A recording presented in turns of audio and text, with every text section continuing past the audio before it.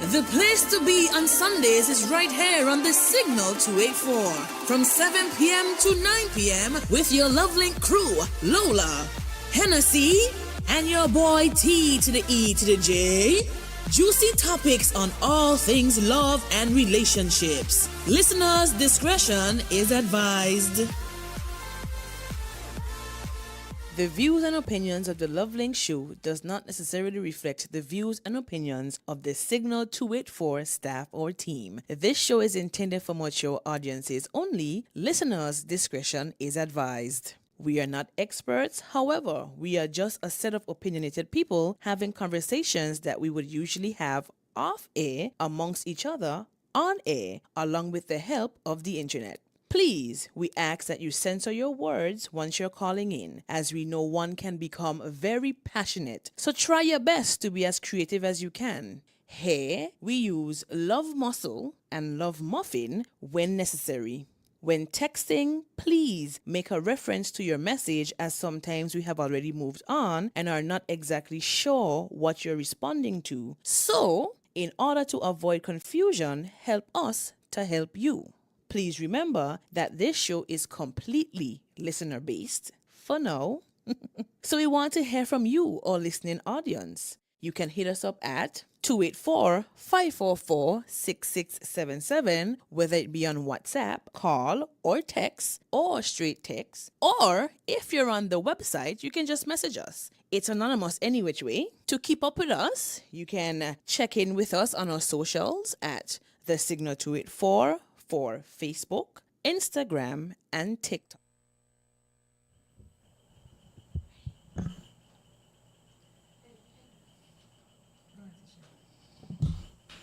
You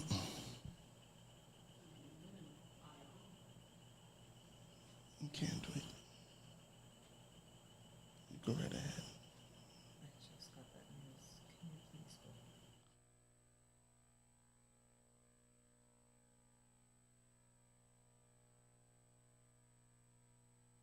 Good evening, good evening, good evening. This is your crew back again for another night of the Lovelink Show. Well, tonight,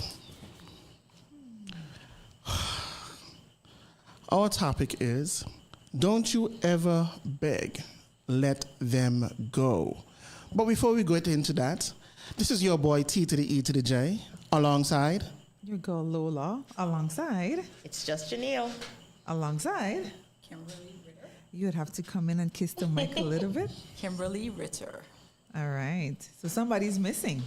Yes. And that's none other than our girl, Henny, to the C. Henny, we do miss you. So tonight is a little special. Let the record show, as Just Janelle would say.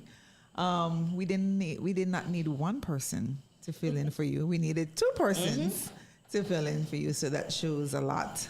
Teach you how much we need for you. So yes, welcome to the Lovelink Show. We are usually here on Sundays between the hours of 7 to 8:30ish, and we basically like to unpack that heavy, needed conversation that persons don't really like to talk about. So tonight we'll be talking about things. We're gonna be in your face. Let's put it that way. We're gonna be in your face and when to stop holding on, when you should let persons go. Let's be honest in the room. We've all been there, right? That moment when you feel that somebody is slipping away, whether it's a friend, a lover, and your heart whispers, don't go. Have we been there? A time or 12. A one or two. And you start to bargain in your mind, if I change, maybe they'll stay. If I prove my worth, maybe they'll stay. If I love them harder, maybe they'll stay.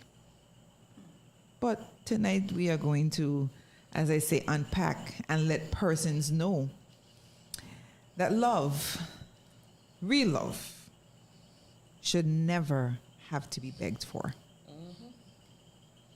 So tonight we'll be looking at a few things. Why do we beg? The dangers of begging, friendships that fade, love that fades, the power of letting go, and then some reflection. So, for clarity, what does begging look like in today's society? Because we know we're not going on our knees. But how do we beg today?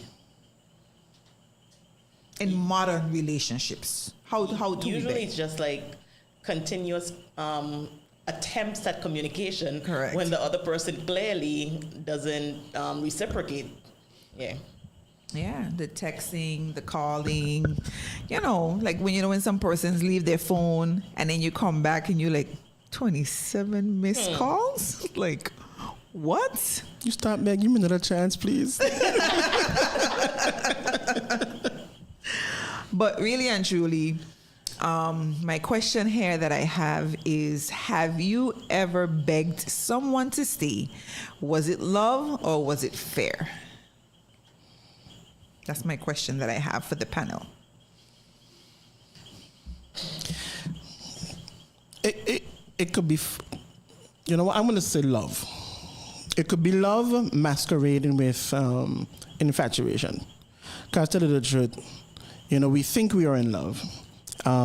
Except that when you get the second chance, or when you give the second chance, you realize, what in the world? But yeah. And I would say between that is a ball of confusion. That gray area is a problem. Yeah. Okay. So, Go ahead. I just wanted to say, when you asked what does begging look like, it also looks like gifts. You said Gifts. communication, but then the gifts get crazy too. Okay. Crazy good sometimes, but crazy at the same time, if I can say so. But yeah, of course, I've been in a situation where inside time is up, but the fear of the unknown kept me there. What is life like without this person? Do I even want to go through all of this, all that I have invested, right? Do I want to go through that again with somebody else? I know the mess I have here. I don't know what coming. So I got maybe you. I should hold on to this mess here, because ain't that It's my bad mess. after It's my all, mess. you know? We are accustomed to the mess. Yeah, crazy in that moment. In that moment. Yeah. So you think that society has a part to play with why we might beg? Yes. Definitely. Well, a lot of times too, we care so much about what everybody else thinks who's looking at the situation, So you want to make it look like everything looks perfect on this end. When the truth is, there's no perfect around here. But when you're not in the best place for yourself, you find yourself in all kind of situations that you don't have no place in. Now, this Kimberly speaking, we ain't have that problem. All right now. Everything as I talk from the past, that was Kimberly? Okay. Oh, I We ain't got a like problem. this. So it's red. I found that one there. Yeah. That's Jan and Janelle. Kimberly, different ball game. Oh, yeah. I love that. So for the beginning, there's a lot of Kim you will get. All right. When we wrapping up, Kimberly. I got you. Loud and clear. But yeah, I do think that society has a part to play. Not only with what you were saying, but maybe I was painting a picture to let everybody know that this is how things are. So now, how I can come from painting that this is how this is, and then tutus, we break up. Okay. Something. So I think the pressures of society does have a part to play on that. What do you think, We TJ? don't want to answer those questions. We don't want, what happened? Y'all look like y'all was so good together. Exactly. Listen, you just don't get married off before you even marry, okay? Y'all so nice. I thought this was gonna be the one, and all of those. So like you said, the pressure does be, again, sometimes your family already accept this person long time, hands down. This is the best person that ever happened to you, and the pressure is on. Your friends and family keep asking about the person. It's like, dude, chill. Yeah. Yeah. So society has a part to play.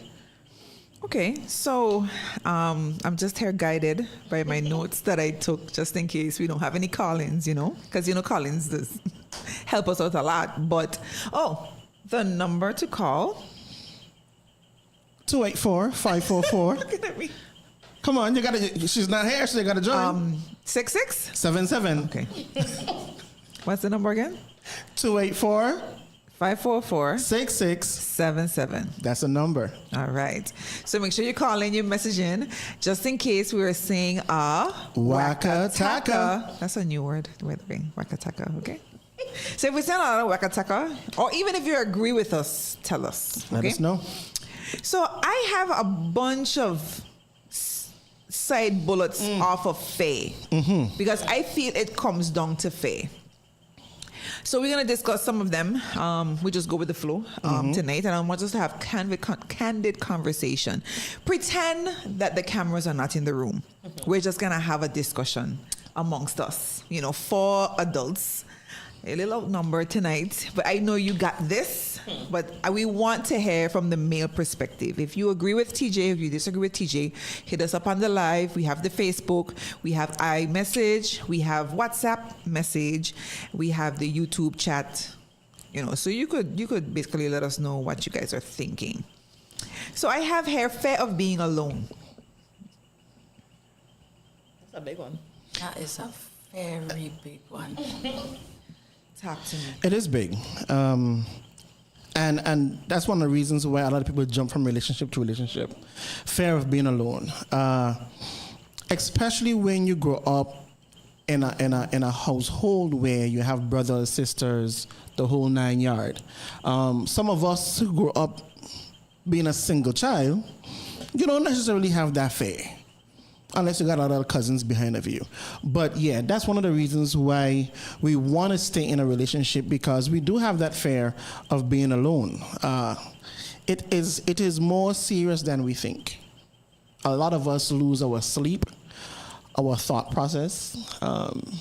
We lose a sense of sanity sometimes because of that fear. I'm just saying. And then we make poor choices as well. Recently, somebody was asking me for advice. It was a friend.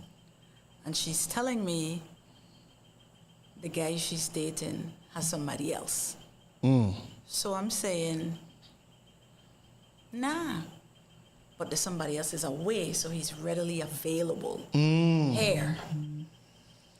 So I'm telling her, that's going to blow up in your face. But he's so available, though. Every time I call, he answers. Every time he wants anything I need, he's there. I said, that's because homegirl ain't here. What happened when she But here? when she reach, or when he leaves to go there, what happens? What happens? And I like the fact that you said sometimes we are exposed or we are vulnerable. And many a times, we get out of the relationship and we say we're not going to have sex with them anymore. But because of that fear, we end up exposing ourselves to try to get back that person, give them what they want, seeing if they will come back, seeing if we can get a relationship going back again because of that fear of even moving on. Yeah.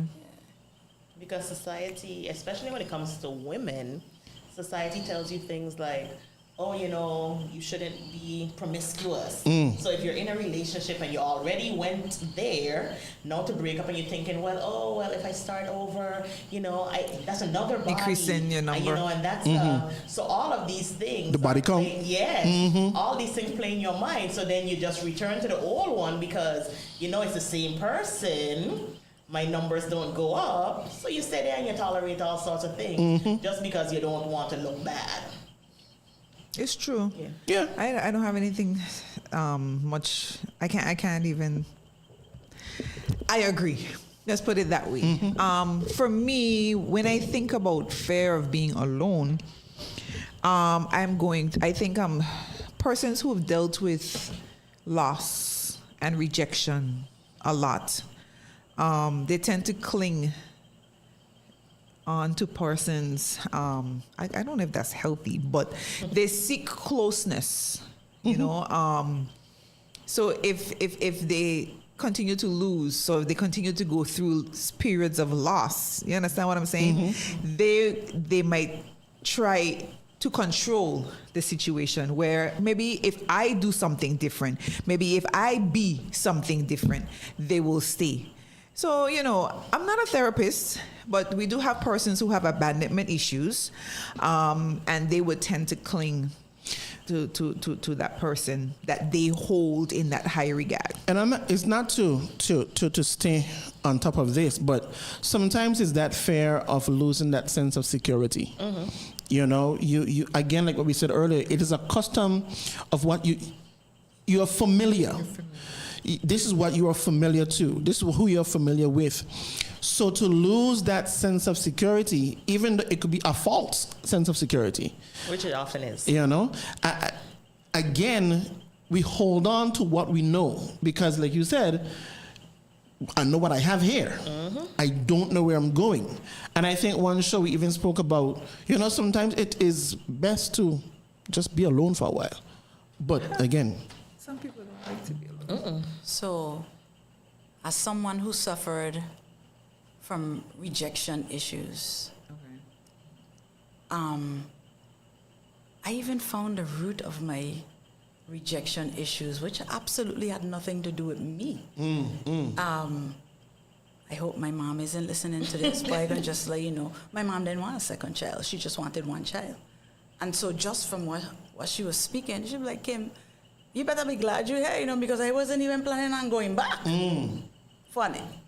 Just her saying that, put that out. And that's where it all started for me. So when I talk about Kim, who didn't want people to leave, or before we even started the show, we were talking about friendships, and I said, every friendship where a friend left, that hurt me to the core. It had all to do with rejection issues that I was dealing with, that was hanging around me, and I just thought it was part of who I was. Like, I'd just loved so hard.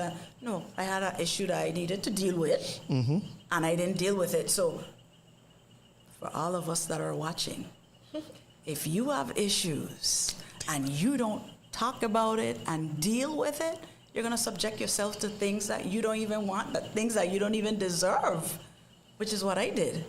Kim. Or Kimberly? Yeah, we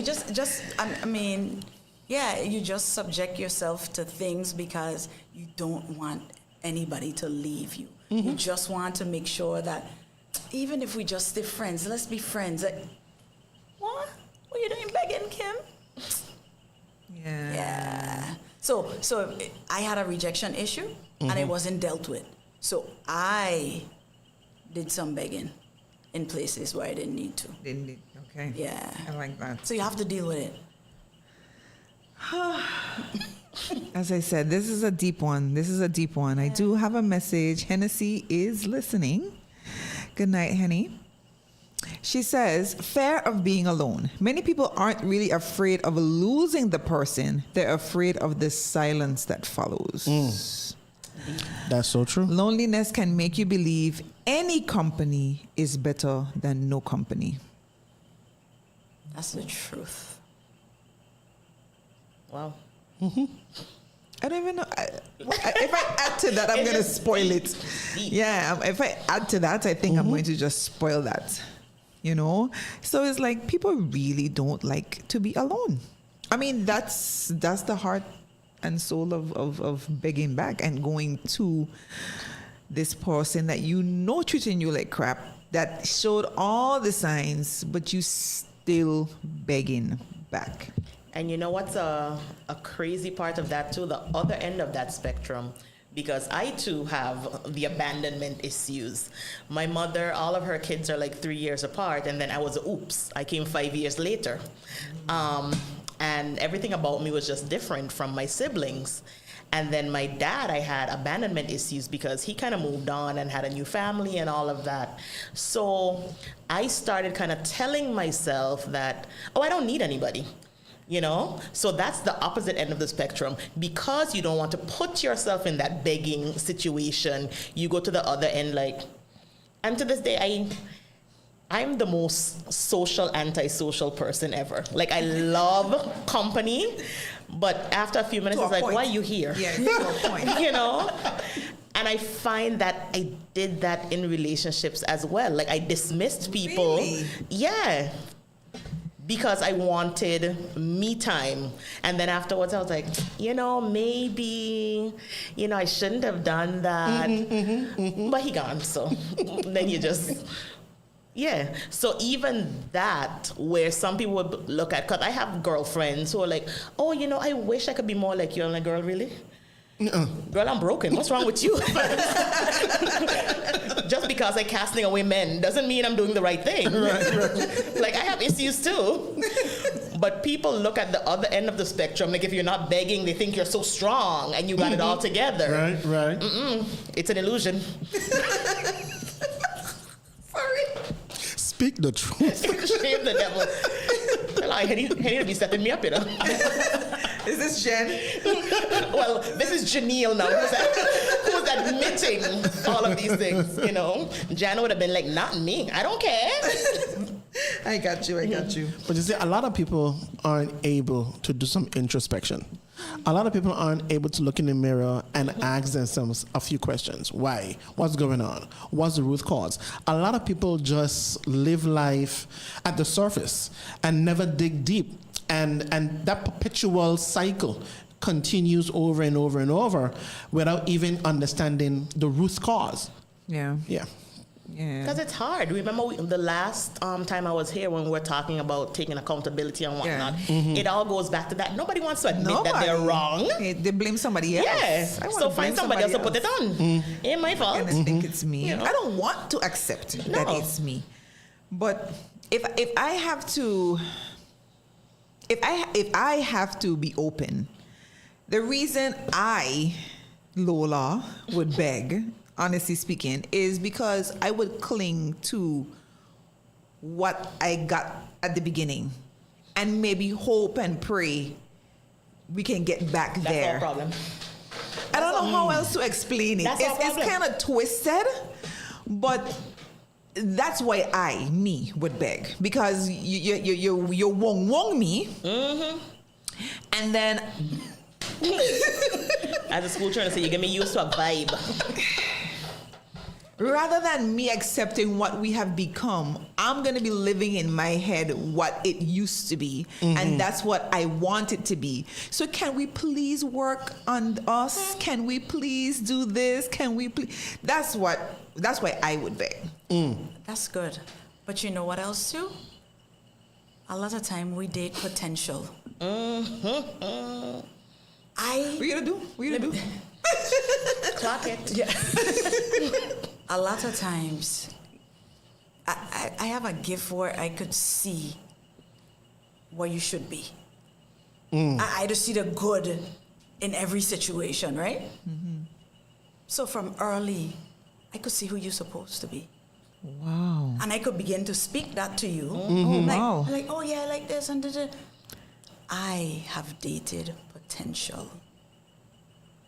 That put you in places or kept me longer loyal in to things that you should not have been. Because I know what you're capable of doing. I know who you're capable of becoming. Yeah. But potential ain't it either. That's the problem with a lot of us, especially Yeah. women, because You see potential, you know. we are kingmakers. Okay, we will find any and any man, and we turn this man into treasure. I'm not saying men don't do it either. It's just more common with us. But no, we find that, and like she said, we see this in this man, and we polish him up, and we put him out there, and we're like, baby, I got you. This is you. You can do this. And then when they don't do it, it's like, but why? You know, you have all of this potential, you have all of this and that and whatever. But someone taught me a very long time ago something very important. 9 times out of 10, you don't have to lie to people, they lie to themselves. Because we see things the way we want to see it, not the way it is most times. So they don't even have to do anything. Most times people don't have to lie to you. we're like, but I thought this and I thought that, and we were doing so well, and True. you know, I. But then the other person over there, like, what are you talking about? Yeah. I never told you this. I never told you that. And now we vex because they're not living up to the potential we thought that they should. You see. I stopped dating representatives. I see. You said something wonderful about potential. And I was going to ask the question, did the guys see the potential in themselves? When you talk to them, it seems so. You were going along with the plan. When you talk to them, it Probably. seems so.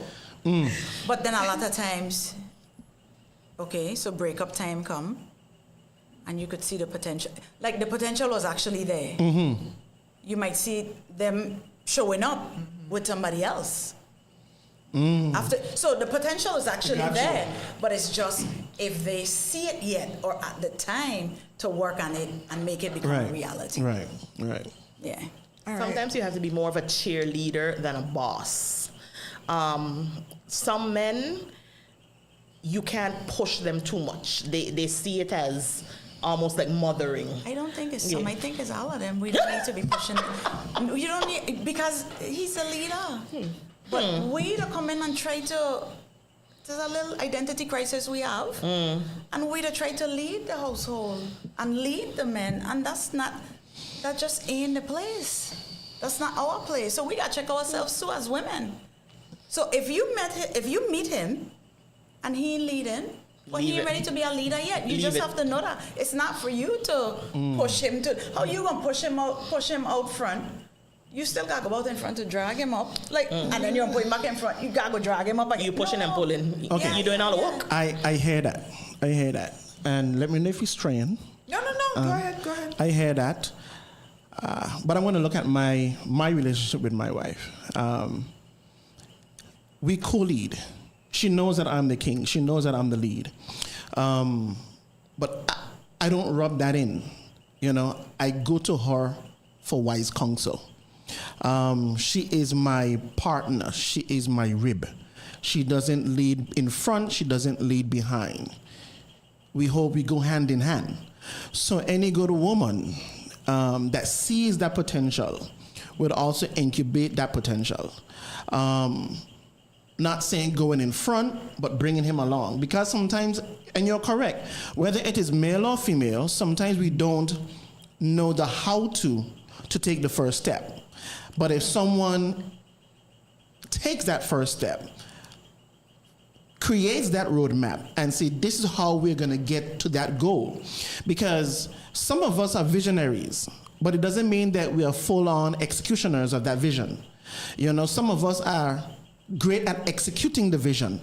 So for me, the way how we work in our marriage is, if she's good at doing something, even if it's my dream, I let it go.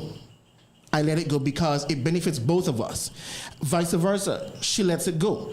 And trust and know that I will get it done. Now, if I can't get it done, communication is important. But yeah, I'm gonna look at it from that perspective. Not everybody works that way. So But I just yeah. want to tell you, I don't know you. This is the first time I've seen you, but I could already see that. That's amazing. But you and your wife have something inside bringing you guys together. Right. We talking about the average guy out here who ain't have the role model. We talking about you. I keep telling them we so. Doesn't listen to me. You're a class of 2000 man. You have something It took a guess to that's tell showing you. you how to be a man. There's something guiding you. I don't know. But we talking about you. I tell him so all the time. Okay? Every Sunday. Tell your wife I say, Kudos. congratulations. Yeah. Okay? We ain't You got talking a good about one, you. girl. We talking about the man that don't have a role model, that does not know what it takes to be a man. He has learned what it is to be a man from society, and what it is high body count. You know what I mean? Right. So, we talking about you, bro. Sorry. Yeah. But thank you. I mean, something to look forward to. Yeah, but... I got it. Yeah. Oh, wow. I got it. But I'll just say this. Part of that role model is really and truly reading the Word of God. See? And that's it. So you in the Boys and Girls Club, you have that? But I ain't about that. you're a mentor for the young men? Maybe at Oh, church, male. Male. Is male? but yeah, but that's done by Melissa. You Tittle. might need to Okay, go so outside I of the don't- church. Because the people who need you most ain't coming church. I got you. Think about Yeah, that. yeah, I yeah. got you. We gotta do. I got you. We gotta raise more TJs. We have a lot of messages, guys. We have a lot of messages.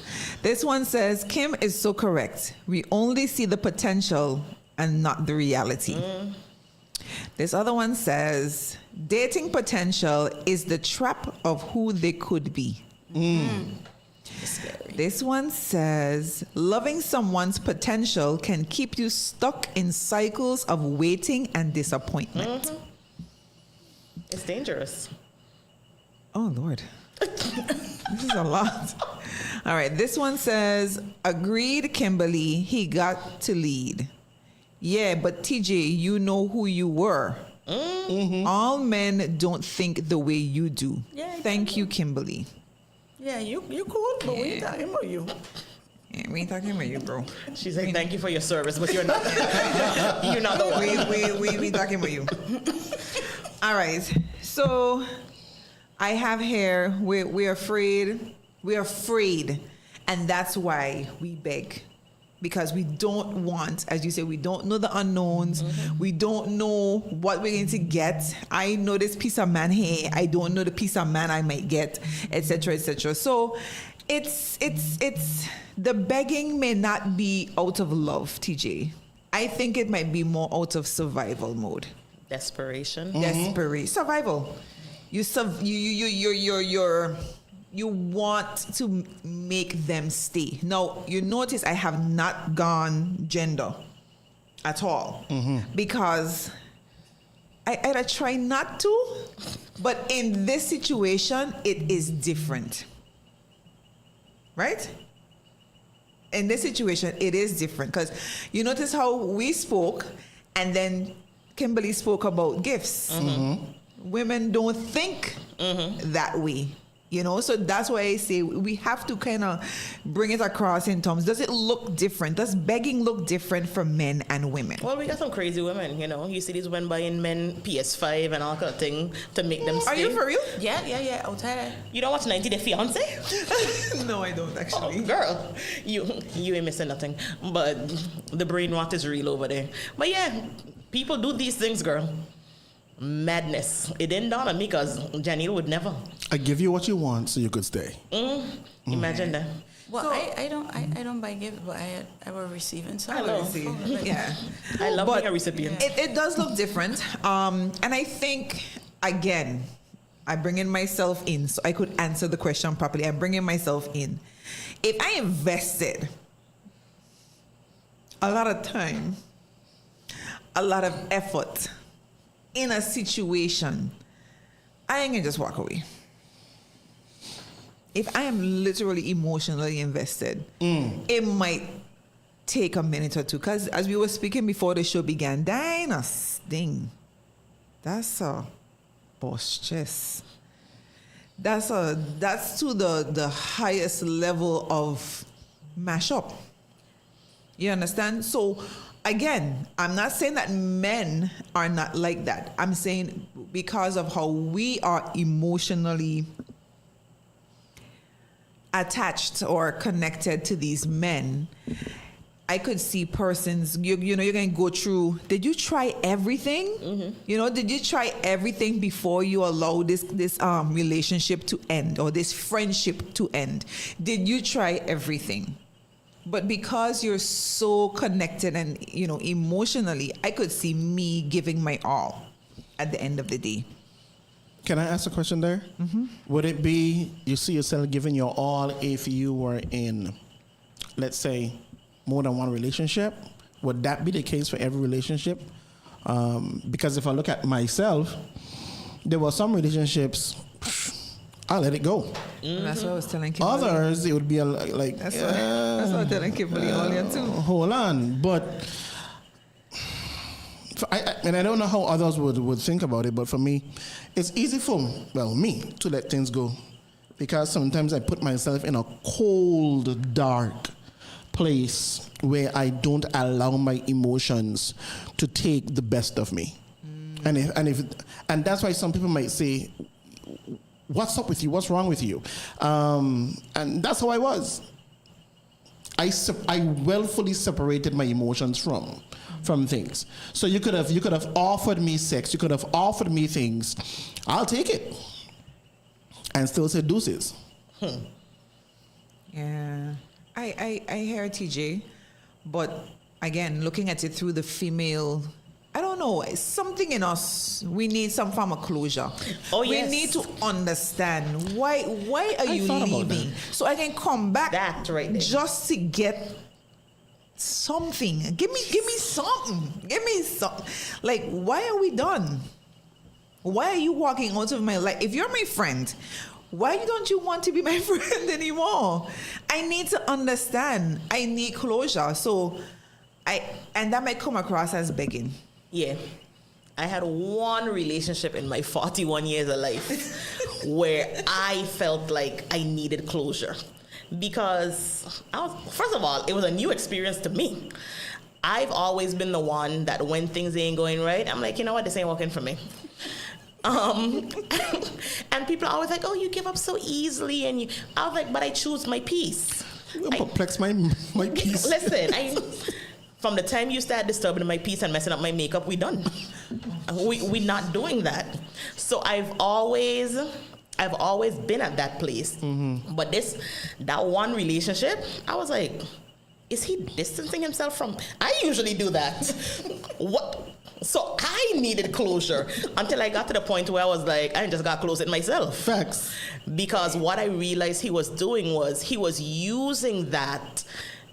You know, a lot of people, it's like any attention is good. So he was using me constantly asking, like, what's the deal? Because we still had some sort of communication. Mm-hmm. But he was using that as, okay, she's still there. She's still, I still have her attention. I still have her, mm-hmm. in the loop. Mm-hmm. And when I realized what he was doing, I was like, oh, okay. Mm-hmm. He was leaving crumbs. Yeah, okay. Mm-hmm. I don't like to be breadcrumbed. You see you on that word again today. All right, we have a message and it says, I may have come in late, but could begging be that you want to show earnestly? What? Okay, sorry, you read that. I'm sorry. But begging be that you want to probably be sure earnestly and ensure that they know. Okay, it's not just me. That you really want them. Okay, I think what he's trying to, it's like you're begging because you want to make sure before you close the door completely, like that they really do want you, but there's something, I guess, that can be done. Yeah, that sounds like a lot of work. All right, interpreter. Hello. I deal with high school students on a daily. You know what I think? Tell us. Men know what they want.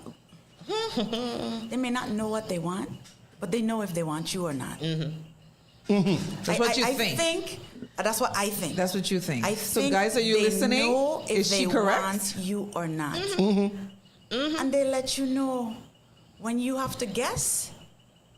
It's because they want you. Okay. They don't want. That's what the classic show about. Actually, when you start wondering, it's because they don't want you. When they want you, they let you know. Sure. And I have seen that time and time again.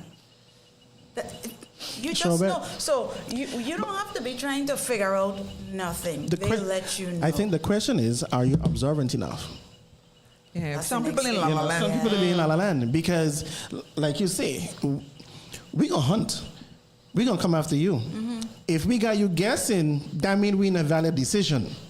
You know, when you know, you know. Yeah, when they know, And people should know. And people should know when a man is gonna take you on for a ride. But that goes back to what Lola was saying earlier, talking about the beginning. In the beginning, like you said, men are hunters. Okay, if a man wants something, if he's interested, whether it's in the body, in an actual relationship, whatever, he's going to come on strong.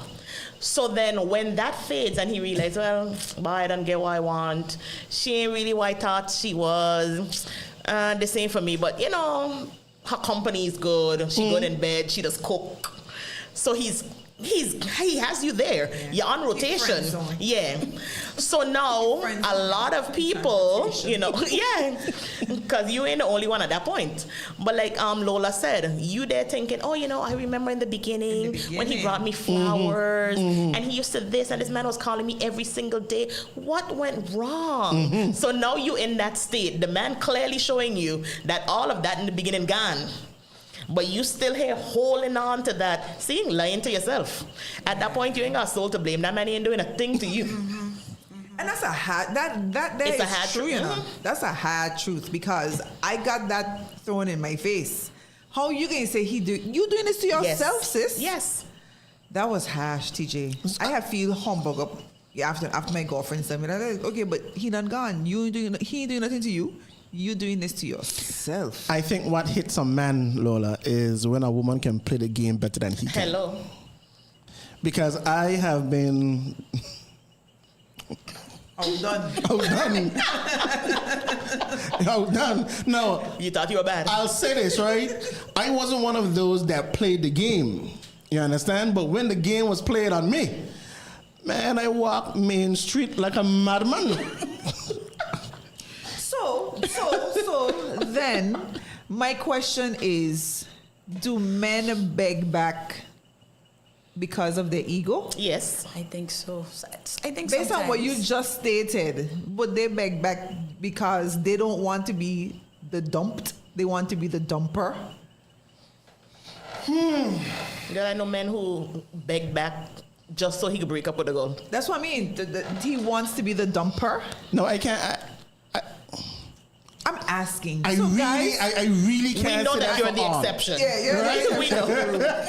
So anybody See what who's you call us? listening, I think that happens But I both would ways. say some men would do that because revenge is sweet. But I think it goes both ways. Too. And sometimes you don't even know. Your ego to just get so bruised. yeah. And then you just try to get back into something, and when you get back in, it's like, why just do Why it? I just- Why come back here? But that's the for? whole thing. So I think it happens both ways, where we just like, I get dumb, I don't want to dump. Let me walk this. And I hear you on that. But some of us, the ego is so bruised. We run. And we ain't going back because that's a hard hit. You know? What you say? Boss chest? Boss chest, That's boss a chest. serious boss chest. Some people still got shame box. What? Man, you're balling. But I don't even know if we can say like they're begging back because of love. Right. It's not I that. feel they're begging back for possession. I don't know if that's the right word. I think maybe that's not the right word. That one too harsh. Because No. again, I'm thinking about my best friend, which is a guy. I don't know if he goes back to a girl. I don't think it's a case of he necessarily want the girl, but he wants to know that the girl is his. So it's like I don't this. know. It's kind of No, you're right. You're going right. You're going right. And that opened up a If whole lot of I different can't places. have you. Okay. Nobody else Okay. gonna have you. If I can't get your peace and if I can't get your love, why should that other person get it? And I have seen that happen and I've seen it played out. I've seen it. That's that. I would rather that toy be under the couch catching dust than anybody else playing with it. So that's why I feel like men do respond to begging a little different. Like we want him how he was. We want the representative. We want the potential. But for men, they're not begging back for that. They want to love. They just want to know, use theirs. Or they want to be the one to done it. So it's about their pride, their ego. Well, So men are a little different. I know we're gonna move on, but sometimes you when it happens, you not realize what you had. Correct. Correct. You understand? Correct. No, I just get mixed up. You never know the water till You the never miss the well water. run dry, right? So sometimes we complain a lot about what's happening in the relationship, but it's when you are out of the relationship, you begin to reflect, and you realize it wasn't as bad as it was. But then we make it so toxic. Right. You understand? And we bombshell the whole thing, and then we there's no other reason but to look to see if you could beg back. Find some sort of avenue because you don't want that next person to come in to, mend the hurt. We want to mend the hurt because we know value and we know what we had. All right. And sometimes it might be just too late. It might just be too late. We have messages. It says, this one first says, interesting topic. And the other one says, what? Wrong. Some men does beg back. Okay, I guess they're saying that I'm wrong. Okay, some men does beg back Why you beg back? because they knew what they had, and some truly want to work on things. Sometimes That's we a pull the guy. plug too fast. That's from a guy. Yeah, and That's why. sometimes it takes like years. Right now, the person who I thought I was going to marry, like after college, this, that, and the other, and I just couldn't figure out what went wrong. Now, a million years later, They come This- back? Yeah, girl, spit in the blocking on a time. I'm ready now. if Like when I Freddy. tell you he come back with everything somebody would want, Why I say came in like a wrecking ball? Don't you dare. I'm not gonna do the Miley. Thank he you. came back with everything somebody would want, but yeah. No, he met Kimberly's here now. Oh my God! The best Yeah. thing he'd never had. Oh, okay. By far better than what he had, and Oh, you know, yeah. you go, See Kimberly. how Penelope Beyonce in there? But yeah, I mean, So wow. sometimes they really do. Wise I up. guess, Well, I'll say this. Sometimes a lot of us have to take that break because we need to find ourselves. We need to mature. That part. And many a times we make the decision to break up because we realize that we are not in that position. We are not in the position or the place to be the man God wants us to be to you. You understand? Whether we are saved, unsaved, it doesn't matter. We are not in that position. And instead of me messing something up at that stage, it's best I bounce. That's exactly what he said, basically. He He wasn't said, ready. I could not continue to hurt you the way I've been hurting you. Girl. You deserve better. He matured. And so I now when we're respect men like talking, that. he says, how come I go hear you so clearly now? I was like, I was the same person, I just better know. He like, I know. I was like, well, life. Yeah, man. And that's sad. Years and years and years and years. Like I said, spinning a block don't have no timeline. A lot of people, particularly men. I have a girlfriend right now going through it, and she's like, "Oh, he broke up with her, and she don't know why." And I said, "You can just have to chalk that one up as a W." She's like, "What do you mean? That's not a win. He left." And I said, "Girl, that man is doing you a favor." I said, "Very seldom do men have the guts to actually end a relationship. A lot of times you get strung along, and I said that would have been even worse. Because we want you to end it.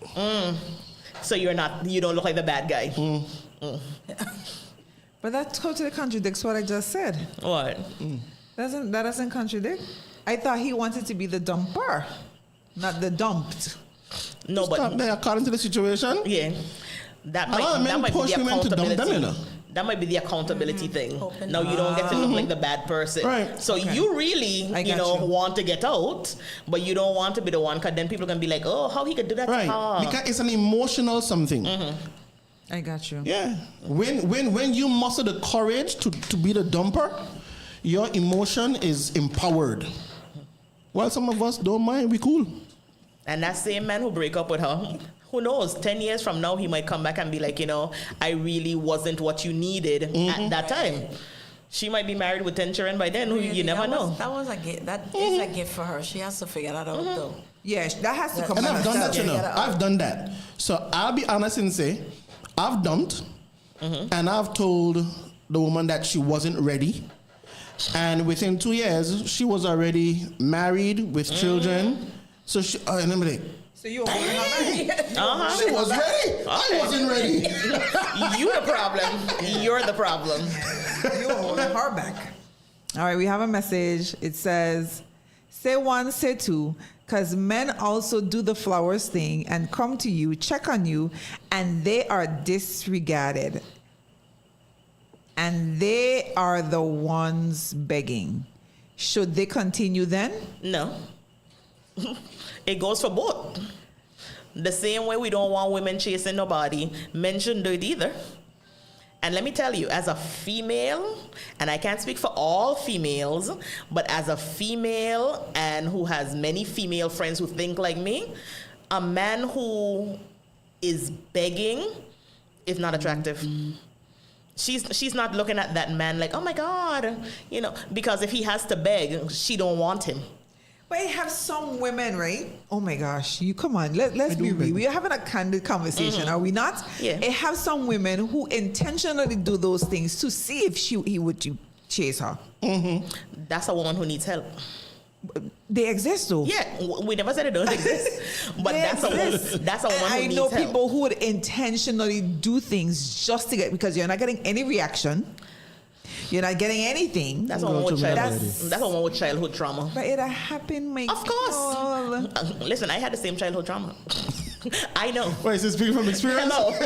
Yeah. When I speak, I ain't speaking about other people all the time. Yeah. And that's why I can say when things like that happen, a lot of times we put men through tests. Just to see. Exactly. And I just always warn women about that. Okay. Because you're only going to get whatever. I'm the kind of guy like this. Take it how you get it.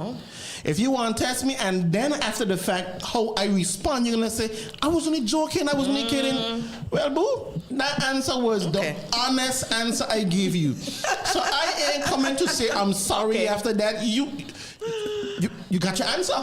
Did I pass or fail? Okay. I don't care, but you got my answer. Wow. And for someone, like, I consider myself very emotional. I try to hide it, I don't know how well I do. This bravado. But, yes, I act like a bad man. But my most recent ex, by all, measures, he seems very cold, So I had to realize that's just who he is. He's the type of person I would never, if we go out, he gets offended if I touch my purse. Like, he's very masculine. He's a provider. That's what you call it?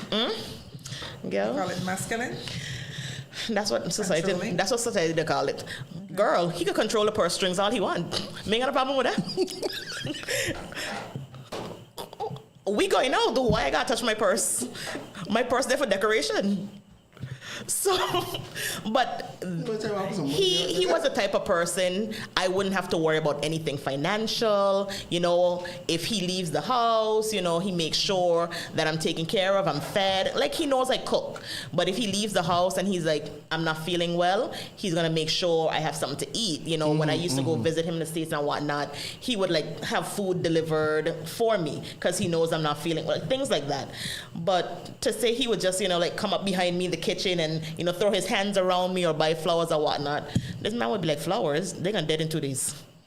He's like, I don't need to hug you all the time. I love you. Like, that type of. So for me, I kept looking at all the things he wasn't doing, and I didn't really appreciate at the time the things he was doing. Because I felt like, well, if you love me, why you can't do this or why you can't do that? And That's I in your had head. to. Hello. Yeah. I had to realize, like you said, that's who he is. Take it or leave it. Take it or leave it. And if I can't deal with that, then I just have to leave it alone. Look, Yeah. buy yourself some flowers. Hello. Okay? Oh, gosh. All right. So I'd we're rather gonna buy take flowers than dinner. a quick little break. Of course, you can like up. What I need to say? Love up the show. Like Share up the up. show. Share it. Comment. Whatever all the things you do when it comes to the show. Listen, I forgot to tell you the good news.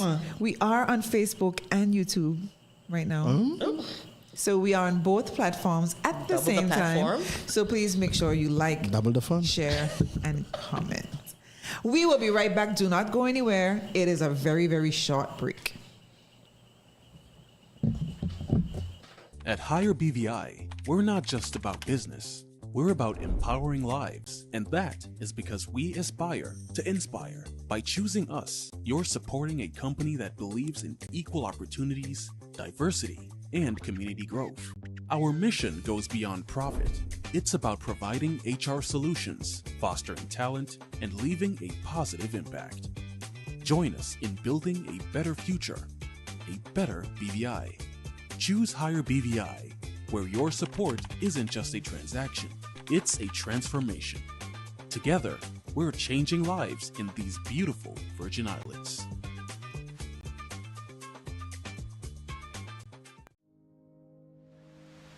We here at the Signal 284 have the perfect way to kickstart your mornings. Join us for a soulful and uplifting experience every day during morning devotions from as early as 5 a.m. We bring praise and worship songs along with devotional readings designed to uplift your spirit, preparing you for the day ahead. So make morning devotions a part of your daily routine, because a positive start leads to a positive day. See you tomorrow from 5 a.m.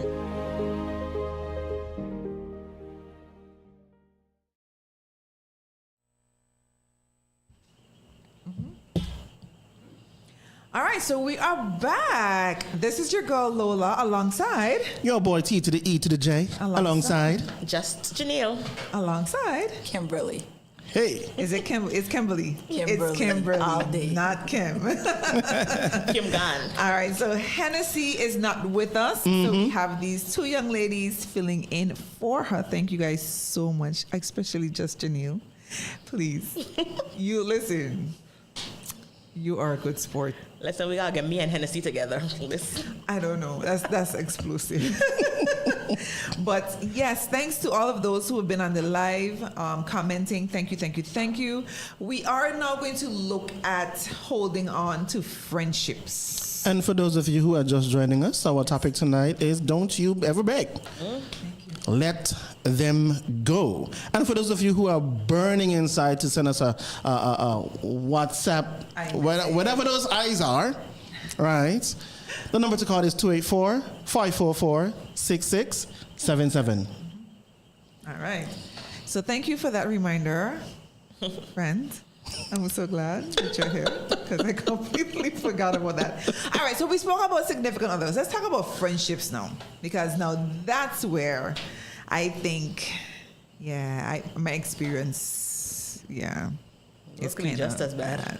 Is bad when it comes to the friends, and to me, the friendships hurt in a different kind of way. Because it's like, again, you've invested so much. They've been an intricate part of your everyday life. Where I think they've been such a part of your life. You notice like the calls got fewer. They're not calling you anymore. Things are happening in their life and you don't even have a clue that things are happening. They got promoted. You don't have a clue that they got promoted. They're buying a house. You didn't even know they went for a loan. Yeah, but yet still they know everything about you. So it kind of feels a little one-sided-ish. Sorry, I just purged out there. I apologize. Tell us how you really feel. But talk to me, guys. Am I the only one who had friends walk away again? TJ? I think, well, I tend to think that in a scenario like that, for me, it becomes for me a natural phenomenon. I mean, for me it was more into the relationship part, but for the friendship, I'm just the kind of guy that don't hold on to many things, So it's like whatever is like for me with my friends, when we meet up and we talk all these stories, great. We exchange stories. Let's disappear for the next 5 years. I'm good with that. So I was never a person that sought information from friends and clingy and stuff like that. But I understand what you're trying. Like you just keep showing us you the exception. Yeah, you're just different. You are different. I don't know. I do agree that just like a friendship. Sorry, just as a love relationship, a friendship is a two-way street.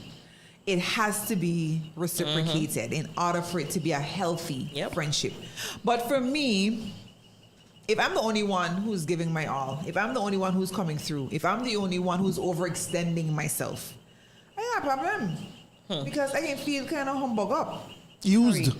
I apologize. That's a total word. No, apologize for that. I don't know how. Give me another word for humbug up. Upset. Used.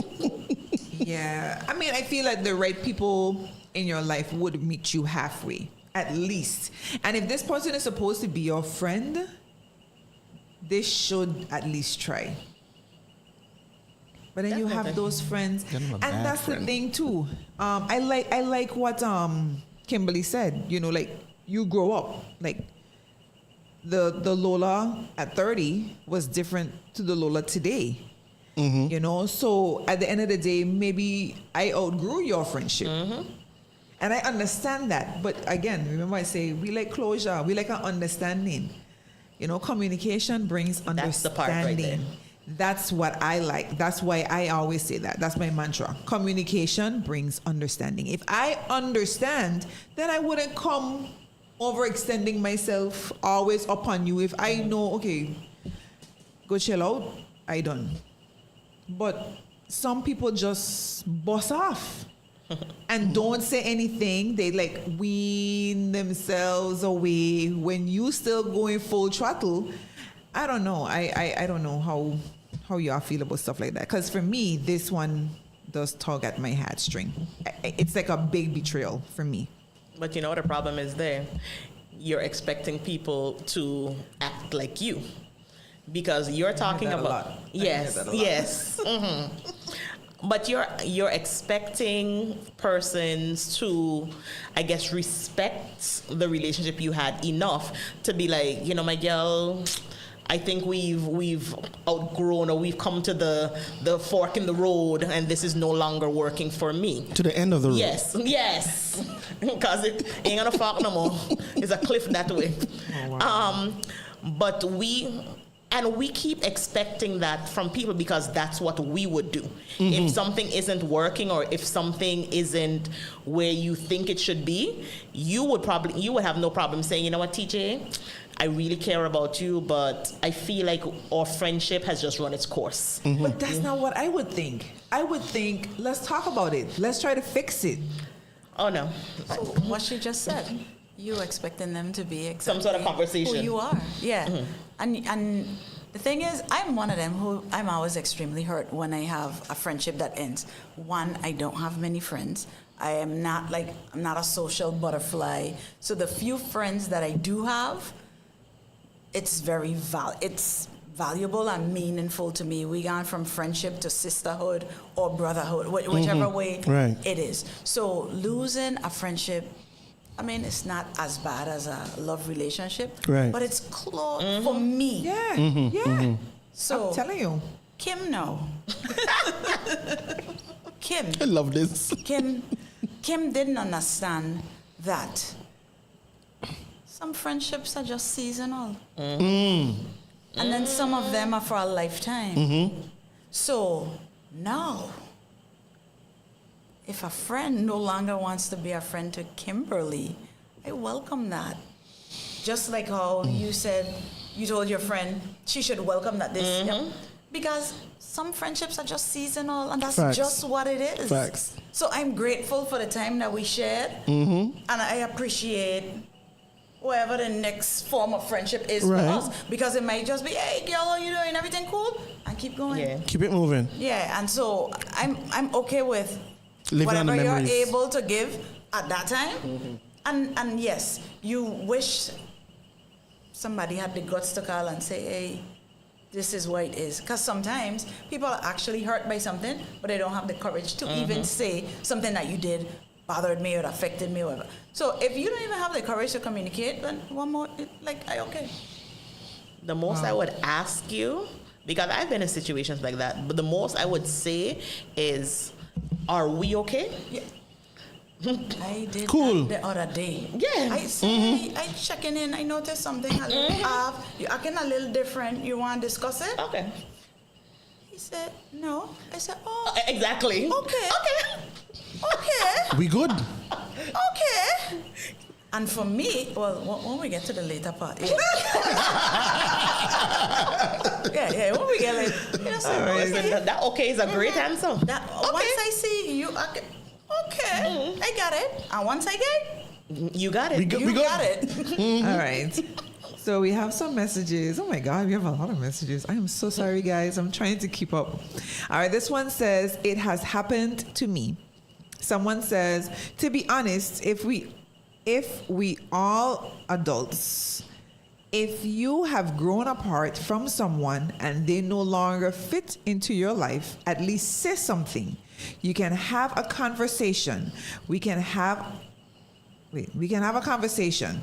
Sadly, it's just one-sided, and eventually I would catch on and just return the same energy. Then this one says, friendships these days are not genuine. Most are one-sided, and most wants you to show up for you, but you have to beg them to show up for you even just once. You know, I don't know. It was one of the shows that we did back in the day. And I think I indicated I really don't use the word friend. And you know this. You know this. I was going to quote you just now. I don't use the word friend very loosely. I'm friendly, but that don't mean we're friends. Okay. Because if you haven't been to my house, Okay. I'm so sorry. Let me look in the camera. If you have not been to my home, you are not a friend. I am so sorry, because I don't let persons in my personal space unless they have, yes. And I feel that, to me, we call friend too quick. And that's my personal opinion. I don't know how people are, but I feel we call friend too quick. So that's why when I say I feel a little humbug up when a friend leaves me, because it's going to be the same thing, Kimberly, for me, TG, just Janelle, for me, it's the same thing, because I looking back at how you was for me. You were there with me when my mom died. You were there with me when you helped me choose the colors for my house. You were there when I christened my sons. So I'm still thinking in my head, can we fix it? You know, what, how can we? So again, it's a harsh reality. They're here for a season, but we gotta let them go. Don't go be running behind them. You don't know the conversations that persons are having about you behind your back. God knows. And he's forming a situation where you can set up, get rid of this person, and you're going running behind who he's trying to move out from. Anyway, sorry. Because you're not a preacher when I get ready. And don't apologize. But I mean, I it's something that I had to accept within myself, because I don't know if you want to say forcing the fit. Yes. You know, like Cinderella? Yes. We're trying to force a fit. When everything is screaming, it's not going to fit. Trying to put a square peg into a round hole. Why are we trying to force a fit? We think this person is our friend, but this person is not our friend. You are their friend. They are not your friend. Correct. And sadly, in this day and age, time don't count for nothing no more. You see people, they're like, oh, you know, that's my road dog. We've been friends for XYZ amount of years. And then your road dog, you know, talking about you stink. When you have to hear some of the things, you're like, never. Like, these are people you're willing to put neck on block for because of the time. I have one friend who, you know, 20-something years in. And I can tell her, you know, as a school chair in the city, if I were to find out anything about this one, I'd crash out. The school chair, I crashing out. Cause this one here he know where all the skeletons buried. Listen, don't even go there. Okay. I have like 3 friends. They can blackmail me. Okay. Literally, they can blackmail me, and I always tell them, I can always treat you nice. You gotta keep them complacent. Yeah, I can't afford. Why? I can't afford to lose you. For real. All right, so I got a message here that says, so Lola, I'm not your friend. Oh, they never been to your house? Hello, but you have been to my house. I'm just putting that out there. You've been to my house. just not. Count that a inside privilege. the house. But you've been to my house, and yes, you are my friend. Oh wow. But yes, are you bad? I stop there. So bad. I will live in the memories. The memories are good enough for me. Yeah.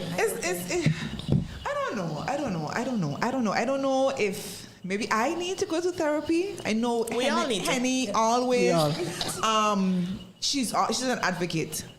You go to therapy. I don't know if maybe I need to go to therapy because I don't know. I feel sad or threatened if somebody just ups and leaves. Let And them it's one go. of the main reasons why we're doing this show today, because I know I'm not alone. I'm not the only person out there who's feeling this way. We need to call a spade and know when it is time to let go. At the end of the day, we do need to know. So we have a little game. We're going to play a little game real quick. All right? So we're going to play a game called Hold On or Move On. Right? And you will decide what dissolves our energy and what we should let go. Are we ready? hold on or Move on. okay. All right. Is it okay if I give a preemptive move on to everything? I don't like headache. All right. A close friend suddenly went silent for 6 months without explanation. Now they're back apologizing, saying they were going through a hard time. Hold on or move on. Hold on. Hold on. You say a good friend, right? A good friend. Yeah. Clearly, we ain't that good. No, they'll explain at some point. No, I understand people go. You don't have to tell me everything, but a part of being a friend, right, is even when I'm going through something, I'm worried about the people in my life as well. So even if you had just say dealing with something, I'll hit you up when possible. For 6 months, no communication. I have a very simple motto: when people go ghost, they better stay dead. Yeah, no, not me. I gonna hold on. I would hold on I would too. hold on. I can hold on. I would luck. hold on. Yeah, I can hold Until they do it again. Good luck. Oh, you I see, would what say you there hold on. saying? I still different. Yeah, I would hold on I as well. count you anyway. So. All right. Next one. You always check in, listen, and show up, but they never do the same for you. They're not mean, just emotionally unavailable. Hold Okay. on or move on. Been there, done that. I moved on. That's just me. I'll probably move on. But because I deal with people, like, it just is what it is. It might just not be a friend, but I'll be available when you need help. Okay. Yeah. I've learned to And adapt. I accept it for what it is. I adapt. Okay. I always reaching out. I realize reciprocity is not there. I get in my feelings for 2 days. I adapt. And for some people, like there's some friends, I don't go to them for advice because they can't tell me nothing. I might just need someone to vent. So you might be my venting friend. Facts. If that person is just emotionally unavailable, but they're very good, emotional listen? punching bag, they're good for listening, I might hold on to them. All right. So I'm going to recant what I said earlier. I do have friends that have not been to my home. They make you apologize on air. I am being attacked. Left, right, and center. I do have friends that have not been to my home. You better do a house tour now. Girl, you're in all kind of trouble. Oh, she gonna buy some Alright. gifts. Give up. All right, so She we gonna have be begging so- back. She went back right She gonna have a patch on the house. The topic of her own show. She gonna have to go right ahead and do it. Like, yeah. Oh, Lord. Okay, we have some messages. It says the thing is, when you meet your tribe, friends are viewed unapologetically.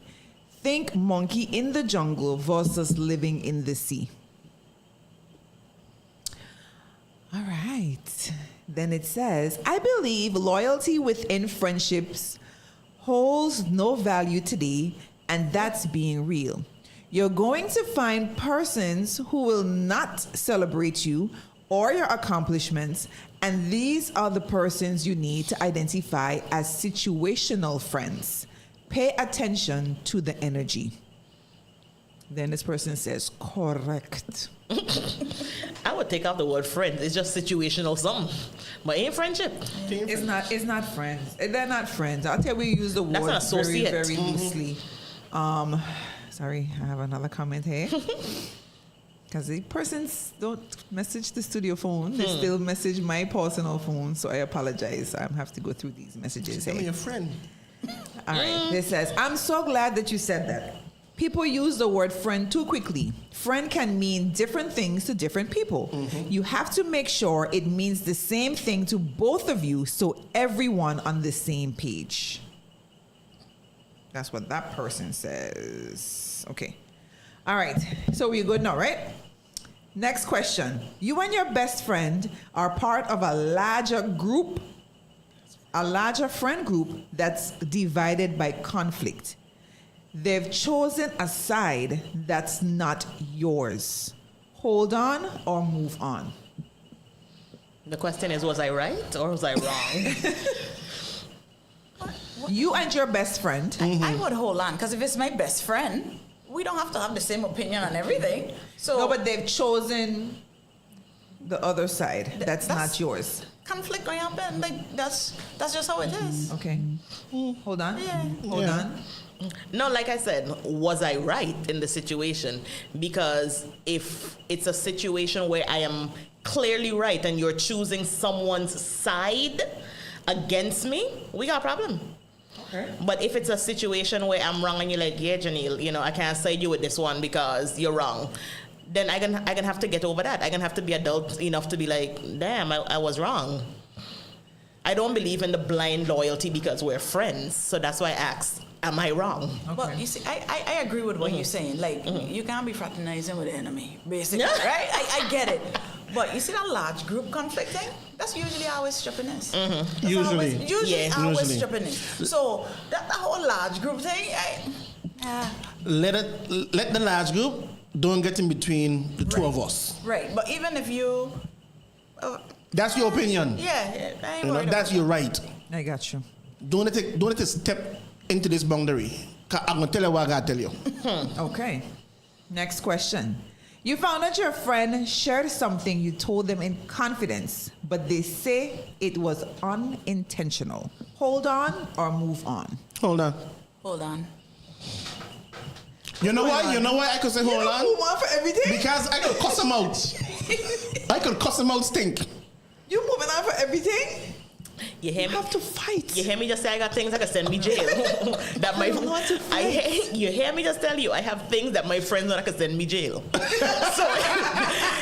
if you got them kind of loose lips predilections, I worried because what else you gonna accidentally And say? you see, this is the reason why I don't say this best friend thing, because every best friend got a best friend. Right, You understand? Every friend got a friend. And every single friend have a friend. And the thing Yeah. is, people just show you who they are, Just because somebody says something, it could actually be said innocently. Things like that happen sometimes. But every friend the gossip. people show you who they are, and you just pay attention. I think it would depend friendship, on what relationship, on who it what is. the extent of, because if it's something, you tell them, I slept with somebody boyfriend, I'd be like, well, I did. it happened. Yeah, I did. But you can't accidentally be telling stuff that might get me clink. Right. These are the only bracelets I like. Don't do them things to me. It's scary if your lips that loose. Yeah, for me, I would move on. I'm so sorry. Secret betrayal is a big deal for me. And that is why That's my, what do you call it? I just keep Like secrets to myself. That's Take my, it to the Lord in prayer. my, You're cut off? yes. See, you said they said something that you said. Now you're saying secret betrayal. This is a whole something you told them in confidence. Yeah. in confidence. But they say it was unintentional. That's a big slip up. That's not even Yeah. a oopsie. That's I ain't gonna stop that. that one they're dangerous. What is it? According to what it is. Yeah. According And to then Alright. according to how did they come to me and say, listen, my girl, before you got hit on the street, I messed up. All right. I had this conversation with so-and-so last night, and in the middle of the conversation, I was like, well, Janelle XYZ. And it was like, oh. But if I have to hear it, then we definitely done. Okay, got you. Yeah. No, I agree. I agree with that. All right. You've been together for years, love each other deeply, but one of you is ready for marriage and the other isn't sure they even want to. Hold on or move on? Why you didn't tell me that in the beginning? Hello. No, that's a problem. You got me here my whole life with you. Giving you Whole the life. I just said for a few years. That's a few years. That's a whole life. That's a whole life. That's a lot of time. Because all I that didn't time know I could have been muscle. growing with somebody who wants to get married. You know? Don't do them thing. You got me here. But That's hello. if you're going to say one, say two, that should have been a discussion. But we don't get into things quickly Too quick. without Right. having appropriate conversation. So that's something that you should have known. Well, for me, that's a first date conversation. I don't date. First date? Yeah. You're not asking them to marry you, but you're letting them know I'm not dating for fun.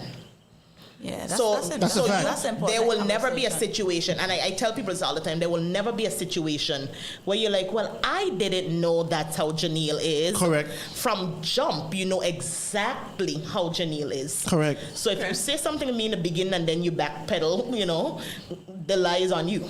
So you would move on. Definitely. You're wasting my time now. Wasting my time. All right. You love your partner, but their family constantly disrespects you, and your partner never steps in to defend you. What is Hold this? on or move on? This is Grey's Anatomy. Move on. You dating a 5-year-old? Crazy. Madness. George O'Malley. I ain't dating your family, so I don't think I would study them too much. Wait, Yeah. he never defends me? Yeah. Oh, no, man. No, man. Okay. Oh, Kim talking. Kimberly catch herself. Kimberly catch Defended herself. me? No. Okay. Yeah, you gotta be able to say something. That's Yeah, toxic. move on. Boy. Yeah. All right. They've apologized for hurting you genuinely, but you realize forgiveness doesn't automatically rebuild closeness. Hold on or move on. Hold on. Who there's a friendship or there's a relationship? Anyone. Just? I have no clue. And I if- just yeah, read I can something. hold on. I can hold on Hold on. because I'll hold it on. takes time. Yeah. Okay. And the last one. You've moved on, but the person that hurt you returns. They tell you about how much they miss you and want you back. They're willing to go therapy, anything it takes to get you back. They can't imagine life without you around. You want them Move on. back too. Hold on or move on. Hold on. You put a wrench in that, or you want them back too? Yeah, but that don't mean you That should go mean I back. go back. Yeah, that don't mean you I should go back. policy. You want them back. Only my husband. I don't have a husband, but if I had a husband, You staying? I would. Yeah, I would go back. Yeah, but like just dating, boyfriend or whatever, mean returning. I ain't playing not going back. Move in. on. Because from time when you decide to love me, you made a choice, right? So when you choose to leave, I gonna remember that. Okay. When things get hard, no, ain't no return. I don't care how I feel. I don't care how much I love you. If you leave, deuces. Okay. I look at I the tell camera. people- Deuces. My shame box small and I fill quickly. You crazy? You went somewhere and tried to do what? Ain't gonna revolving door here, you know. Yeah, no, me ain't doing that. You left for a reason. You're gone for a reason. Yeah. So I'm gonna side you on that. If I'm married, I'm gonna work it out I gonna- most yes, I definitely. gonna try. Try. The operative word. Try. And try real hard. Yeah. You understand? But a regular, but you see, I moved on. You coming back, and you say you're willing to go to therapy first. Right. Right. Don't come into my space of zen at this page when I don't move on to say that you're going to therapy to try. No, find yourself. Right. You try. Find God. You understand? Because only He could fix you. You can't fix yourself. Have fun. Listen, I've been in that situation, and that man went to therapy for 6 months just because he thought that would be the thing. So he basically just going to therapy and just venting about he's here because. That's what that man did for Oh, 6 yeah? months. He's here because, and oh, you know, my ex, you know, she thinks that I don't listen, and that's essentially. I say, you serious? I say, you really. 6 months is a long time. Well, he wasn't going every week, like every 3 weeks or some nonsense like that. But I say you wasted your time and your money. Because he didn't go there for the right reasons. Correct. He still didn't feel like he did anything wrong. Correct. He just knew that I, being a proponent of therapy, was like, you need to heal. You need to go get that dealt with. Right. Well, there's no way them heal. Because this fellow, I'll ask every woman 100 questions before I let you back in. Oh, no. Even then I'll ask the questions just for my personal edification, but you're not come back. That too. He believe in a return thing. They're ex for a reason. But I stopped there. I thank God that one woman had bring her. Let me get back in. You hear what I tell you? I stopped there with all your fish. I was begging back. As a matter of fact, I want to beg back because the Bible says, ask and it shall be given. Seek and you shall find. I always seek it, ever asking multiple times. All right. And I was happy where I was. I stopped there. I know how to beg back. All right. So before we had the show, we were speaking just briefly on the dangers of begging back. Are there any dangers? I don't know if danger is the right word. Disadvantage. To your self-esteem? Yes. So tell us. So I will say this. One of the dangers in begging back, for those of us who are promiscuous with that one individual, you're straight up without a child. You beg back, you might end up with a child. And then at the end of the day, you realize the person isn't the person for you. But now you have baggage. That's a danger. Okay. God welcomes a child, but the drama behind it might be a little too much. Be wise in your decisions. Hello. I actually was talking to my cousin the other day because I was going through, I like to call them storms. I was going through a storm, and I can still hear her in my head, and she says, "We teach people how to treat us." So Yes. They do. That's one of my favorite things. We treat people how to, I don't know. So to me, that's a danger. Because now if they know they have that upper hand, like I'm begging you to stay with me, I don't know if I'm transferring power. I don't know what to call it. It is. Because I'm not a therapist. I'm just No, talking but off it of the is. top of my head. I don't know. For me, I'm still hearing her in my head. You're teaching them how to treat you. But remember earlier when I was saying about, you know, a lot of times when you have these men who basically dogging up behind women, they accept the gifts, you know, they giggle and they think it's cute for a while. But 9 times out of 10, she's not going to have any respect for that man. Because like you said, he basically rolled over and, you know, show her belly, show him his belly, you know? So she's not going to look at this man like her provider and protector. He's a B. She's already seen how this man presents himself. And sadly, and I'm speaking as a female, sadly, 9 times out of 10, that man would give her everything, chase behind her, and then she end up with a nigga named Tyrone, who ain't doing nothing for her. Yeah, Okay? it's sad though. So it's unfortunate. It is very, very sad. So you're saying that respect and begging can't coexist? Not for me. No. I don't see it. For some, it may. And the flip side of what you're saying is that a man can take a woman back. Most of us, you know what? I can't talk about most of you. I'll talk to myself. So then say you. Don't say most of us. So I would say, back in the day, yeah, I might take you back. In the back of my mind, what can I gain out of taking you back? You understand? So if I know you do anything for my love and my affection, though you might not be getting all of it, I might be getting something out of that deal. You understand? I gotcha. pleasing myself out of that deal. Because really and truly, am I getting back because it's something genuine? Did we really love each other? Yeah. Or what can I get out of it? And she Because has shown you. I know you want to be back. And she has Because shown I'm the you best how to thing treat her. you had. Right.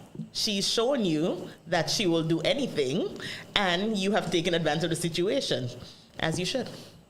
All right, I have a message here, and it says, a greater value is placed on the relationship, friendship, more than needed. Fear of losing someone who was once thought of as ideally the one or the best friend. Low self-esteem or abandonment issues, we spoke about that. The hope of getting the person to get on board with you, long-held perceptions or desires, or the fear of judgment depending on social status to save face. That's what they were basically stating in their messages. So now we have to ask, what's the one thing you need to stop begging for in your life right now? Me? Like personal? No, this is like a audience reflection, I guess. What is the one thing that you need to stop begging for in your life right now? All right, so let's talk about how to let things go. Let's talk about how to let things go.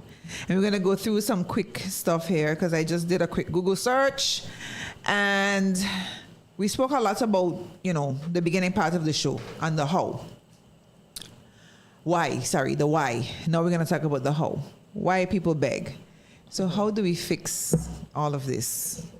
Are we going to continue running after people? Are we going to, how do we get past this? I'll tell you what, if you're in a situation where you're begging, something wrong with you. Something was wrong with me. You know what I mean? And you have to deal with it. You can't just continue, or the cycle just continues. You have to heal. You know what I mean? Something has to, you have to begin to value yourself, because as soon as you begin to value yourself, you recognize that, hey, I'm too good for this. Correct. And I don't have to put myself in this situation. So Correct. a shift have to happen in your life for you to get over it.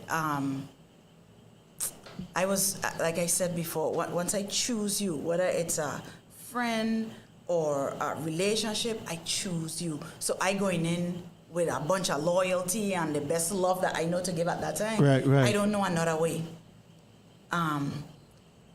But I also work on myself. So once you work on yourself and you value it, you start to invest in yourself, and I'm not talking about clothes, talking about books, reading, putting the right things on the inside of you so that the best of you could come out, it'll be different. We have a caller. Okay. So we're going to put on the headphones. We're going to put on the headphones to see what the caller has to say. Hello, good night. You are on Love Link.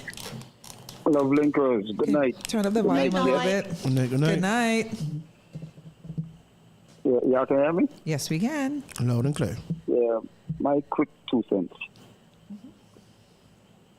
For our relationships, friendship, brothership, any kind of ship, we need to know ourselves, love ourselves, respect ourselves. That's where you're going to all start from. Because anything what's going on in any relationship, we know if we're the one doing a wakataka or the other person is doing a wakataka. So if you know to yourself that you ain't do nothing wrong and you straightforward and everything, and somebody else decides to leave, if you are confident and well in yourself, it ain't going to hurt that much. And I guess that's why I don't hold too much friends. I hear y'all talking about the word friend and friendship. Don't use it mostly at all. Because most of the people that are in your life who you think you and them are good friends, not entirely over. So that's my little 2 cents reflection. All right. Thank you so much. All right. And thank you for always listening to Signal 284. Sorry for that feedback. All right. Thank you. All right. So we heard what he had to say. For me, it's about, again, the how. I have to first do some introspection. You know, and that piggybacks with what you're saying. I have to do some introspection. I have to take a chill, take a pause for our cause, because at the end of the day, I want to get down to the root of some things and get some answers and understand me. Why am I always choosing this? Why am I always going on this road?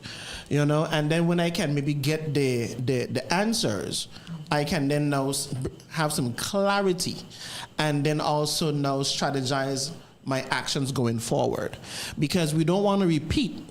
I don't like to repeat, because like we say, we always blame ourselves the most. You know, you can't correct yourself as hard as I will correct me. Right. You understand? So you can't correct me as hard as I will correct myself.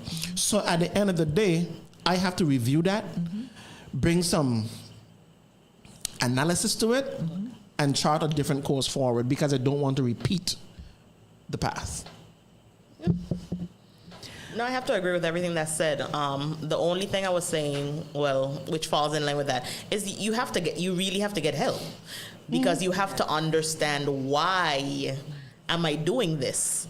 You know, and it's not a case of because you care so much about this person, because regardless of how you care about someone, you have to stop at some point and be like, well, I care about me too.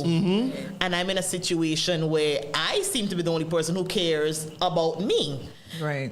If you're in a situation, this other person, clearly they've given up, then why are we doing that? What is wrong with me that I am chasing someone, you know, who clearly, as I just say, I am not crossing oceans for somebody who ain't jumping a puddle.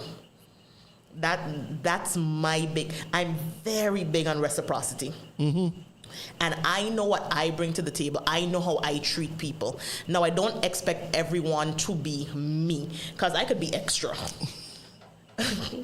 Don't laugh, TJ. Class of 2000. Well, you know, we are what we are. Yeah. But I know how I can be. So I don't need you to meet me at 100, but you're not going to give me 5% either and expect me to be holding on to that. Right. Scraps, no. Yeah. And so what really works for me now, it was so amazing.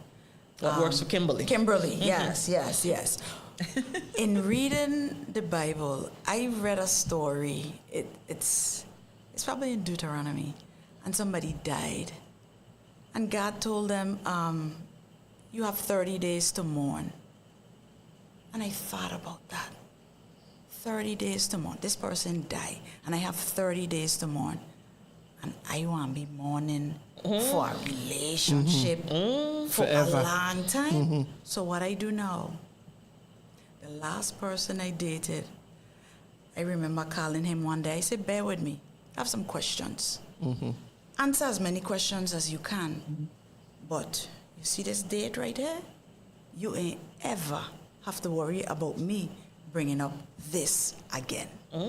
So he did oblige. He answered what he could, and then I said, okay, thanks. The date, so what I had to do, I had to set a date. And when you see that date come, I ain't messing with The past. that. The minute you come in my mind, and I'm like, oh, I change it now with a better thought immediately. And I don't know how long it takes, but once you see that date set, that's it for me. Morning time up. And that's that. Let All the right, dead Because bury the you dead. still alive, I still alive. They had 30 days to mourn for somebody, and anyway, Moses was a real deal. But you still alive and I still alive? I set in a deadline. Up to now, he makes he make jokes about it. He be like, I know about that deadline. Yeah, because when me talking about Dunham, I don't care what you say. I'll act like I didn't even hear you with that. He turned out to be one of my best friends. One And of you my only taught friends him here how at to Totola. treat you. Yeah, I said, that was a wrap. That done. Love it. Yeah, so as you invest in yourself, you're going to come up with ways of how not to put yourself in certain situations. I love that. Investing in yourself is so for real. You got to do it. Yeah. For me, I mean, I'm thinking on two ways that stood out, that stands out for me. Definitely, you need to own it. Because when you own it, you could grieve it and then release it. But a lot of times, we don't own it. We kind of, I mean, I ask Chrissy this a lot. Like, is the word suppress or repress? Something press. We push it down. We push it down. And, we just leave it there. But then if something is toxic, it's still going to resurface. It's going to come back up to the surface. It might take years. You never know. It might come out. It might sprout someplace else. But if we own it, we can feel it and then release it. Because we know that phase hot for a while. That's temporary. But when you don't deal with it, again, it's not going to be temporary. No. Then that would be permanent. I like to peel back the Band-Aid. Let the wound bleed. Because it's bleeding, it's beginning to heal. Yeah. Man up, woman up regarding that. And just deal with it. It ain't hot, you're going to grieve. You're going to deal. You're going to grieve. All of that is part of letting go. Process. But it's not staying there. We don't want you to stay there. I have a running joke with my friends. I feel like when you break up with someone, you should have a block party. You block them from Facebook, Instagram, iMessage, WhatsApp. No, sir. You unfollow them, you mute them for 30 days, etc., etc. I'm talking about you. Remember, you trying to move on. I don't want to see what they're doing. I don't want to see what they're doing. I don't care if they see what I'm doing. I don't care. I good. I personally good. For me, that's you. I good. I'm blocking that's you. Some people have to block people. They are stalkers. I know of persons, really and truly, that would create profiles just to stalk. I'm telling you, listen, guys, it doesn't make any sense that we just speak from our perspective only. Hello. Persons do this. So they need to sever. They need to sever all ties, and they need to not be following these people. But they know that already. They have that's to why create. They need help. They have to create. Because they know already. That's why go they back to created the false page. They already know that they shouldn't be doing that. So us telling them that today, you telling them what they already know. You have to help yourself. That's the bottom line. Bottom line is you have to find out what's going on the inside of you. All of us come from a seed, and we've chosen everything that you need to be successful is already on the inside of you. So if you ain't dealing with and that's the problem. Society teaching us to beautify from the outside, but we got beautify from the inside, and then they're gonna start to radiate. From time you making a fake page, you don't know that something wrong with us, you go on your own page. Exactly. So no matter how we put it and try to go around it, you have to work on you first. So I'm gonna also piggyback on what you're saying, because, again, many of us didn't get to where we are, either without counseling for some, and for some of us, that took a spiritual journey, where we had to allow God to do the work in us. And allowing God doesn't mean that you're going to church every Sunday. It means that you're in the Word, and you are allowing the Word to do a work in you. So I love the fact, and I'll just end with this. Many of us, whether you are in church or out of the church, many persons turn to the Word, right? But the question is, how many of us allow the Word to do the work in us and actually transform us? Governments go through transformations. Businesses go through transformations. We as human beings must go through a transformation. And sometimes transformation is not easy. And it's not kind, because again, it peels back that Band-Aid. You got to take the paint off the wall, scrape it off the wall. You got to rip things apart. Start fresh in order to create or mold that individual into what you want to see. So we have to allow the creator to begin to remold who we are. So I'm just gonna rest it right there for me. And I have to say, everything that you said, that's how Kimberly came.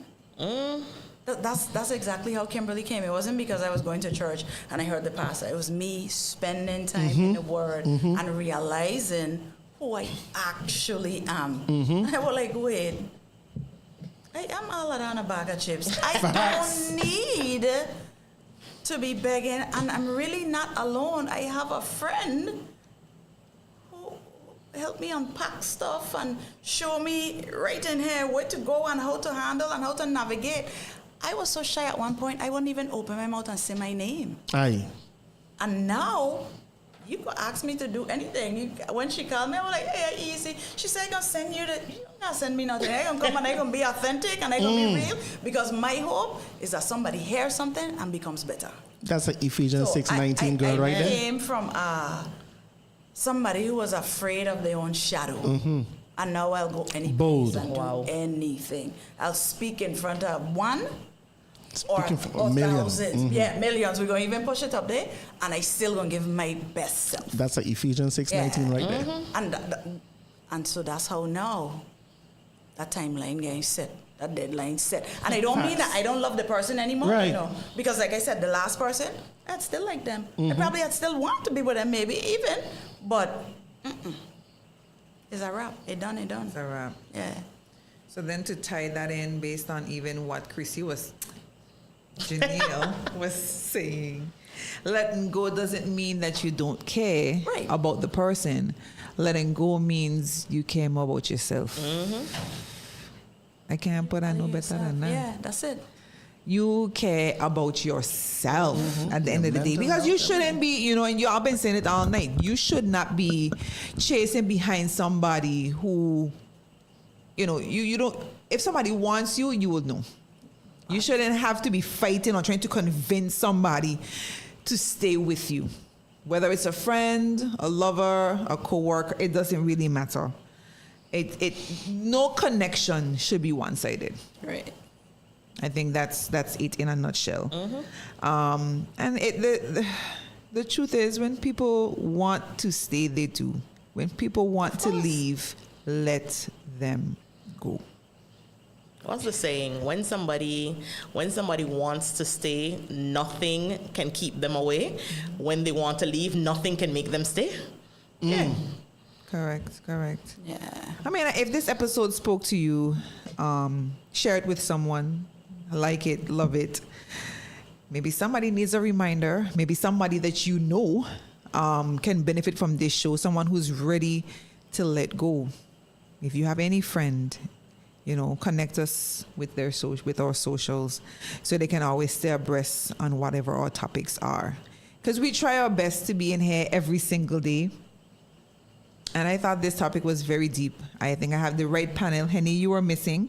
But I do, I mean, because you're absent. You see, I was telling Kimberly earlier today, I am so, what a word I use, like spiritually aware.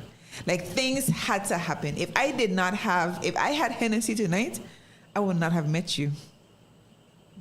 You understand? Right. So it's like God lined up ducks in a way to make sure that this... And we have work to do. We got work to do. We have work to do. So it's like A divine appointment. So really and truly, you know, yes, Henny's missing, but I always look at the silver lining in everything. She's not here, but she sent me her closing inspiration. Does anybody have anything that they want to close off with? Because once I close with this, That's it. that's a wrap. Anything you want persons who are listening right now, especially those who just joined us. Our topic for tonight was... TJ. Oh. Don't you ever beg, let them go. That was our topic for tonight. Is there anything you want to give? I like my E's. Empowerment, educate, do you have anything any parting advice? What jumped out at you when you do your reflection on tonight's show that you want to leave with the audience? Anything? I just want to remind everybody that you're chosen. This is going to sound a little crazy, right? But this is how I talk to my children around me. There's 1 million sperm in your father nuts, testicles. And God chose you to come. Because he chose you, you are valuable. So if you ain't feeling that value, like my brother said, you got to go back to the core. Figure out where that value is, because you are chosen. Ain't no two ways about it. Million and you get selected is because you're chosen, so you have value. You have more value than you could ever imagine. So go back to the source, go back to the core, go back to the creator, get your value, and keep moving. Mic drop. I ain't got nothing to say. I ain't got nothing to say. Go back to the creator. That's it. And she ain't talking about your mother and father. So it's so funny because Henny already had this written before this show began. Wow. Listen to her words. Begging hands cannot hold blessings.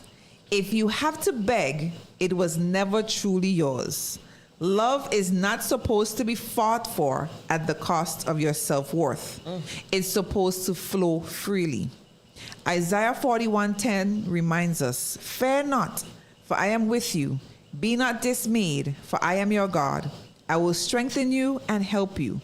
That means you never walk alone when you choose to let go. God holds you steady. So I leave you with this.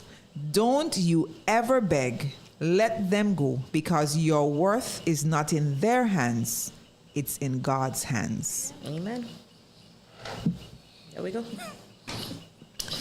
So I get it from my students. Yes, I see them. Everything is clocking. I see them. All right. So thank you guys. Thank you for the caller. Thank you for all the messages that we had. Thank you for those who are on Facebook. Thanks for those who are on YouTube. Thanks to our guests. Thank you. I hope, well, I know you, well, you don't really have a choice. But we hope that we can get you back again. I didn't even know you were a life coach, but you should have never told me that. So we're going to hopefully... That's the plug right there. Bring you back. And Henny, thank you so much for that excellent closing. So with that... We're going to say good night together. So with that, we say good night.